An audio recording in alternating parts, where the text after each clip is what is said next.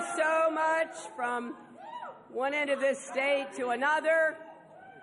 I am so greatly appreciative because today you sent a message in America when we stand together.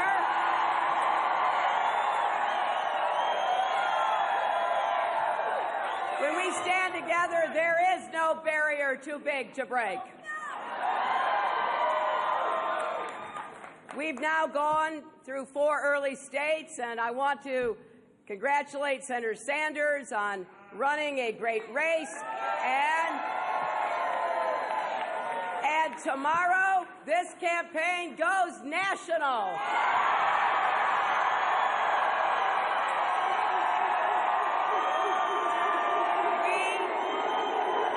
We are going to compete for every vote in every state. We are not taking anything, and we're not taking anyone for granted. I want to thank all the local leaders, legislators, mayors, pastors, organizers, volunteers who have worked their heart out for this campaign.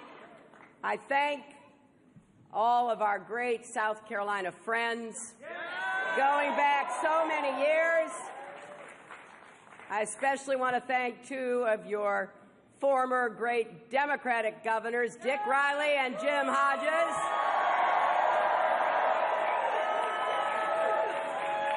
And I especially want to thank your champion, your statesman in Congress, Jim Clyburn.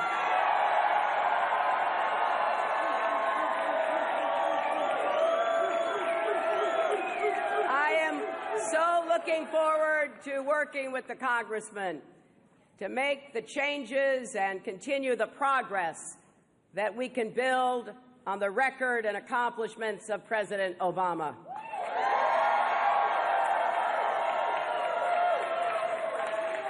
And to the almost 850,000 people who have contributed what they could, most giving less than $100, I thank each and every one of you.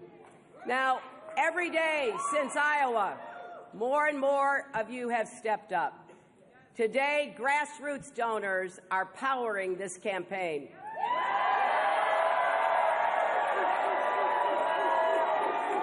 And to the millions of people watching across our country, please join us by making a donation to HillaryClinton.com. And here's why. Because together, we can break down all the barriers holding our families and our country back.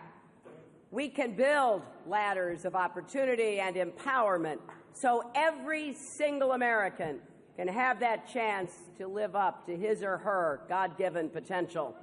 And then and only then can America live up to its full potential, too.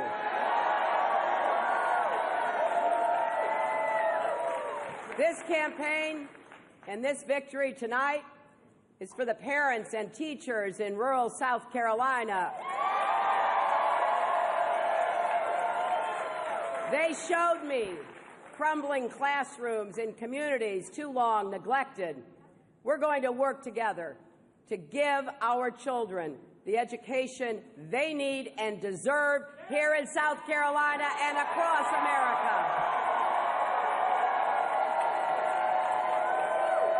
This campaign and our victory is for the entrepreneur who told me more dreams die in the parking lots of banks than anywhere else. And that's especially true for women and people of color. So we're going to work together to give people, particularly young people, the tools you need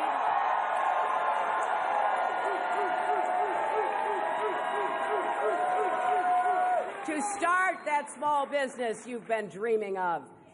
And this campaign and our victory is for the Reverend, a presiding elder of the AME Church, who looked at all the violence and division in our country and asked me the other night, how how are we ever going to strengthen the bonds of family and community again? Well, we're going to start by working together with more love and kindness in our hearts and more respect for each other, even when we disagree.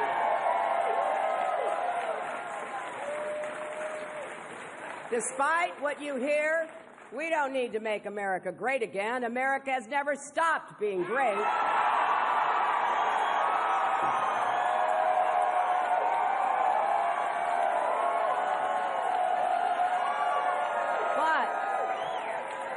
But we do need to make America whole again. Instead of building walls, we need to be tearing down barriers. We need to show by everything we do that we really are in this together. Today, too many people at the top, too many corporations have forgotten this basic truth about what makes America great. Prescription drug companies that increase the price of drugs for no reason than greed, and then double and triple bills of folks overnight.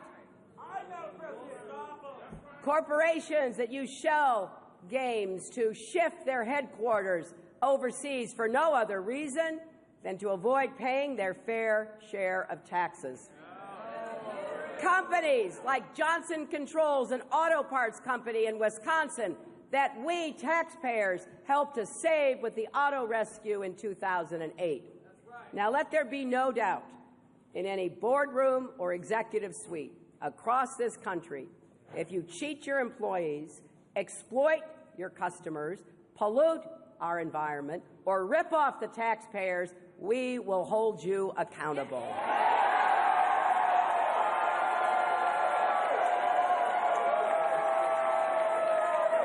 If you turn your back on America, you'll pay a price. But if you do the right thing, if you invest in your workers and in your country's future, then we will stand with you. Now, together we have to break down all the barriers, not just some. It's important that Wall Street never threaten Main Street again. No bank can be too big to fail, and no executive too powerful to jail.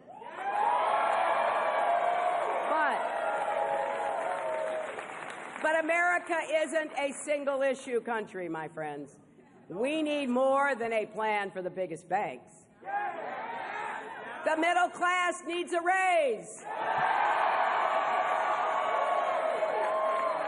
And we need more good jobs. Jobs that pay well and can't be outsourced. Jobs that provide dignity and a path to a brighter future, and we can create those good jobs by building on the progress we've made under President Obama. So let's make new investments in manufacturing and small business, in scientific research, in clean energy, enough clean energy to power every home in America.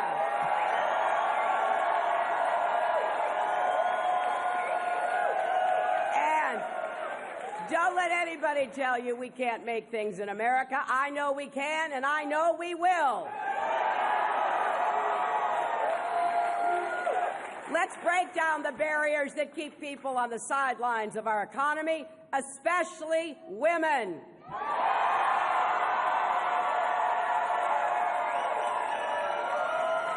Don't you think we've waited long enough for quality, affordable child care and paid family leave? Don't you think it's time for equal pay for equal work? And let's break down the barriers that stop our children from getting the best possible start in life. We need to support great teachers and great schools in every zip code. Let's break down the barriers holding back our young people, especially the student debt that makes it hard to imagine ever living the life you want.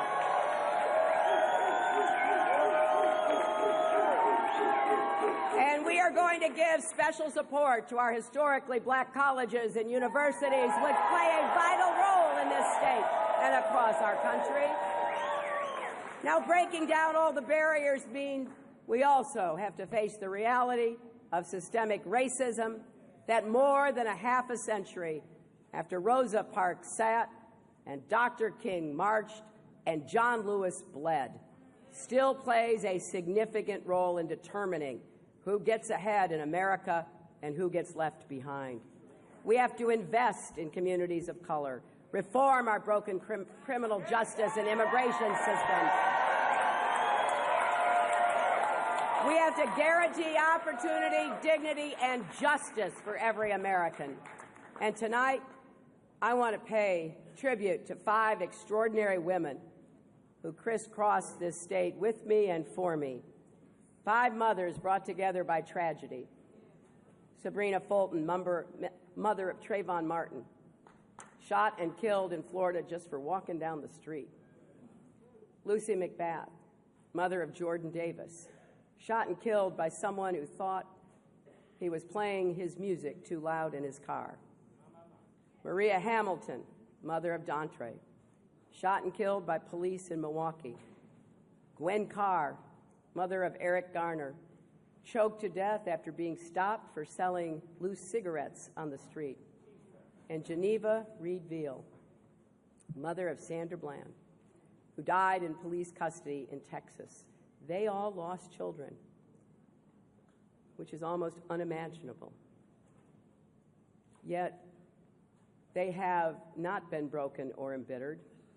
Instead, they have channeled their sorrow into a strategy and their mourning into a movement. And they are reminding us of something deep and powerful in the American spirit. By now, we all know the story of Flint, Michigan. How a city's children were poisoned by toxic water because their governor wanted to save a little money. But there's another side to the story in Flint. It's the story of a community that's been knocked down but refused to be knocked out. It's hundreds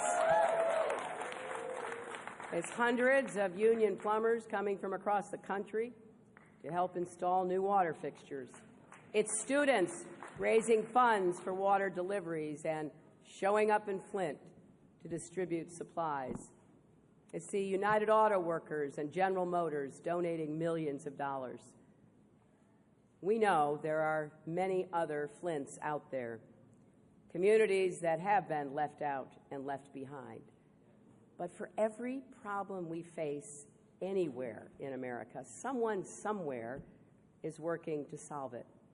Our country was built by people who had each other's backs, who understood we all have to do our part, and that at our best, we all rise together.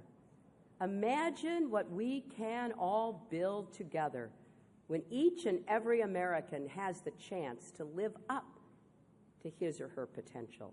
Imagine a tomorrow where no child grows up in the shadow of discrimination or under the specter of deportation. Imagine a tomorrow where every parent can find a good job and every grandparent can enjoy a secure retirement. Imagine a tomorrow where hard work is honored, families are supported, and communities are strong. When we trust and respect each other, despite all that divides us. So please, join us in this campaign for our country's future.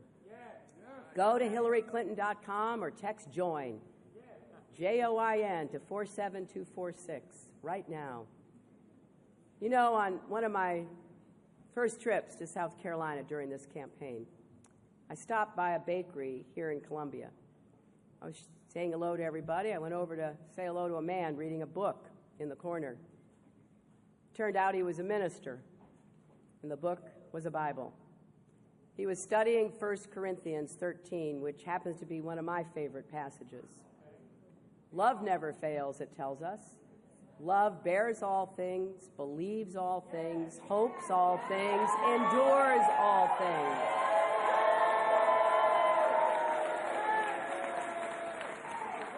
These are words to live by, not only for ourselves, but also for our country. I know it sometimes seems a little odd for someone running for president in these days and this time to say we need more love and kindness in America. But I'm telling you, from the bottom of my heart, we do. We do. We have so much to look forward to. There's no doubt in my mind that America's best years can be ahead of us. We have got to believe that. We've got to work for that. We have to stand with each other. We have to hold each other up, lift each other up, move together into the future that we will